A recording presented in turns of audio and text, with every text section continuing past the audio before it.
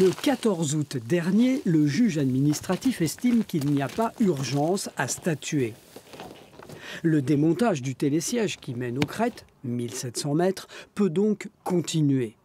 Le tribunal rappelle que son exploitation était historiquement déficitaire due à des difficultés d'enneigement qui vont s'amplifier. Le plus gros télésiège de Saint-Pierre a été vendu 1 600 000 € à la station de Valseny.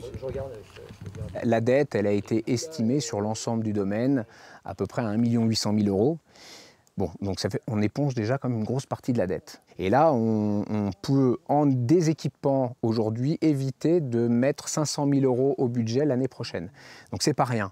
Donc aujourd'hui, cet argent nous sert à ça, quelque part, à assainir largement notre budget ski. Et si on a un budget ski qui est assaini, oui, à terme, on peut petit à petit investir dans quelque chose de nouveau.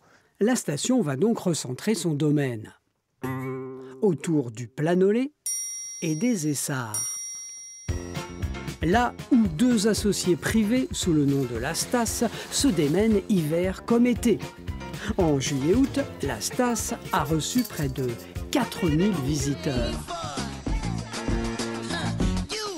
Un début prometteur pour le maire de Saint-Pierre qui veut développer des loisirs sur au moins 2 saisons et à l'échelle de toute la commune, fini le tout ski. Demain, le modèle qu'on vise, c'est peut-être moins de recettes, effectivement, mais des recettes quand même, parce que le tourisme, c'est l'activité économique principale du village, qui fait vivre le village, mais aussi beaucoup moins de charges, parce que la station coûtera moins cher, et aussi des moyens retrouvés par les quelques revenus qu'on en tirera pour développer d'autres choses dans le village, dans plusieurs secteurs. Plutôt qu'investir 1 million d'euros sur un site, on va investir 100 000 € 10 fois sur 10 sites différents. Malgré nos demandes répétées, nous n'avons pu échanger avec l'ancien maire de Saint-Pierre, leader des opposants qui ont intenté l'action en justice. Ils ont jusqu'au 1er septembre pour se pourvoir en cassation. Pendant ce temps, le chantier continue.